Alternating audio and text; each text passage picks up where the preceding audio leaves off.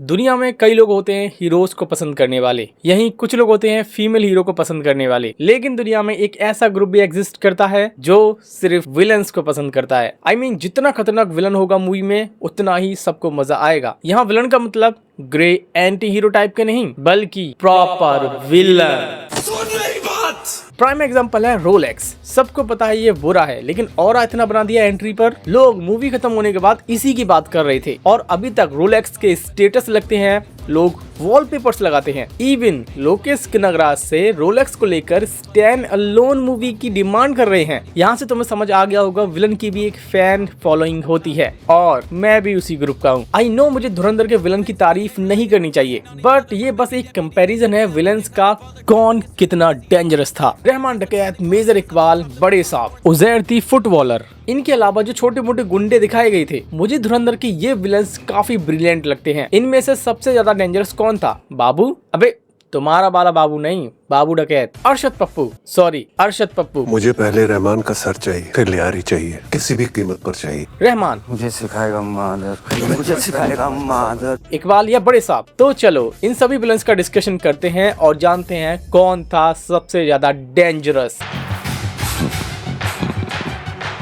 सच कहूं तो मैंने थिएटर में जब पहली बार एपेक्स प्रेडेटर रहमान डकैत को देखा तो मुझे लगा था यही है इस फ्रेंचाइज का असली विलन, और इवन फिल्म ने भी हमें पूरी तरीके से यही फील कराया था। और देखो लियारी की इन गलियों में बाबू डकैत, अरशद पप्पू, इन जैसे लोग भी कोई आम क्रिमिनल नहीं थे। इनका एक अपना ही भयंकर इन्फ्लुएंस था अपने अपने इलाकों में। और फिल्म जैसे जैसे आगे बढ़ रही थी तो हमें फील हो रहा था बाबू डकैत की कितनी दहशत अपने इलाके में। यहाँ अरशद पप्पू वेट कर रहा था कब रहमान मारा जाए और वो उसके इलाके को भी कॉन्करर कर ले। लेकिन नोटिस करने वाली चीज है ये दोनों भी पूरी टक्कर दे रहे थे रहमान को। लेकिन आगे चलकर कहानी इन दोनों को ऐसा फेंकती है जैसे कहानी में इनका कोई रोल था ही नहीं। देखा जाए तो इसकी प्रेजेंस कोई आम गैंगस्टर जैसी नहीं थी। पता मुझे रहमान का सबसे बड़ा एस्पेक्ट क्या लगता है? उसकी ब्रूटैलिटी नहीं, बल्कि उसकी अनप्रिडिक्टेबिलिटी। मुझे सिखाएगा मादर, मुझे सिखाएगा मादर। ये बंदा कब हंसेगा, कब गुस्सा करेगा, मेरा बैंड, कब किसी गद्दार को रिवॉर्ड देगा और कब हंसते हंसते किसी का गला काट देगा। पूरी फिल्म में कोई भी इंसान इसके बारे में पता नहीं लगा पाया ये आगे क्या करेगा। बंदा शादी में आया, डांस करने लगा स्टेज पर, यहाँ थोड़ा शक, बंदे ने तुरंत एक्शन ले लिया। गाड़ी रोक। हमजा इसकी कौम की बात कर रहा था लेकिन इसने हमजा को ही पेल दिया, लेकिन अगले ही पल गले लगा रहा है। ओवरऑल मिलाकर रहमान को तुम प्रिडिक्ट नहीं कर सकते ये क्या सोच रहा है और क्या करेगा। और इन सब के बाद फिर आता है वो हिला देने वाला डायलॉग, रहमान डकैत की दी हुई मौत बड़ी कसाई होती है। रहमान डकैत यहाँ बैठकर अपनी जैसे लोगों को पावर शो कर रहा था। अगर इसे धोखा मिला तो इसका अंजाम भी बहुत बुरा होगा, जिस पर मेजर इकबाल स्माइल छोड़ता है।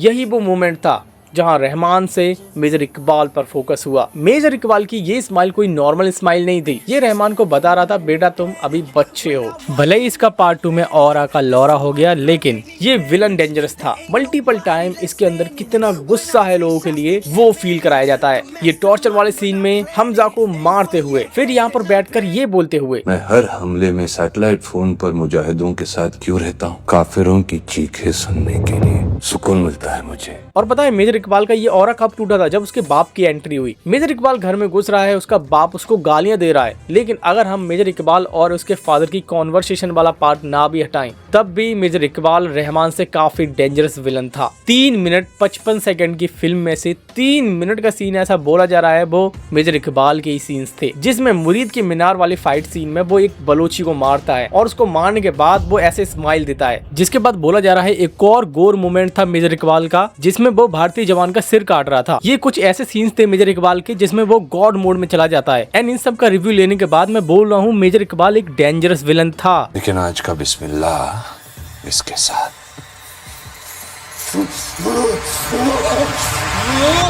रहमान को लोगों को मारना पसंद था, यही मेजर इकबाल को लोगों को अंदर से तोड़ना पसंद था। और इस पूरी चीज को समझने के लिए ये मीटिंग वाला पार्ट बहुत ही इंपॉर्टेंट था। रहमान के इस डायलॉग के बाद मेजर इकबाल एक ठंडी चिलिंग स्माइल देता है। उस टाइम लोगों को ये सीन देखने में नॉर्मल लगा था, लेकिन अगर आप दोबारा देखोगे तो आपको समझ आएगा कि उस स्माइल के पीछे इकबाल के दिमाग में क्या चल रहा था। तू मौत की बात कर रहा है, मैं उस दर्द की बात कर रहा हूँ जो मौत से पहले तुझे पूरी जिंदगी तड़पाएगा। मेजर इकबाल क्विक डेथ वाला विलन था ही नहीं, ये डोमिनेशन का भूखा था। इसे कंट्रोल पसंद है, साइकोलॉजिकल टॉर्चर पसंद है, और मत भूलो बंदा हाईली ट्रेंड ISI एजेंट है। लेकिन यहाँ पर रुककर एक बात तो माननी पड़ेगी, मेजर इकबाल कोई आम फिल्मी विलन नहीं है। इसके इस भयंकर ऑरा में भी एक बहुत बड़ा क्रैक है, और वो क्रैक दिखता है उसके फादर के साथ वाली सीन में, जब इसका खुद का बाप इस पर चिल्लाता है, इसे हर बार नीचे दिखाता है और उसे पूरी तरीके से रिजेक्ट करता है।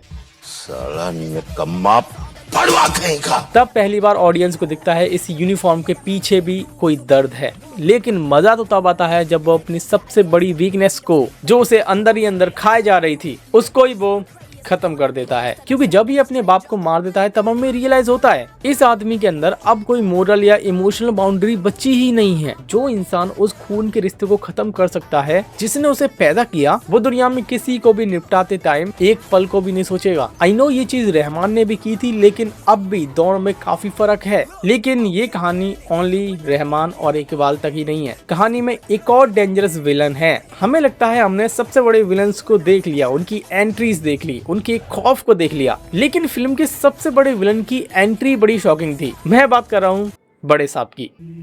बिल्कुल मेरी तरह घूरता है।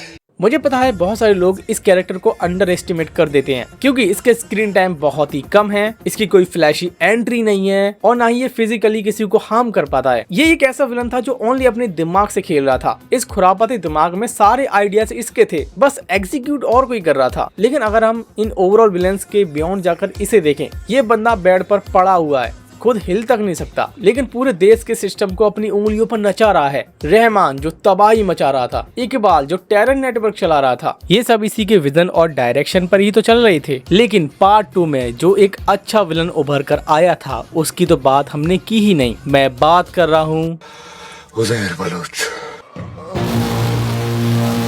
तो उज़ैर एक डेंजरस विलन उभर कर आया था रहमान की मौत के बाद। रहमान की मौत के बाद इसलिए क्योंकि उज़ैर रहमान के साये में था। इसके खुद के डिसीजन नहीं थे। नईम के मरने के बाद भी ये बदला लेने से मना कर रहा था। चमाट लगाऊं एक? भाई आपके डर से बोल रहा है, सच बोल। दिमाग खराब हो गया तेरा छूटे।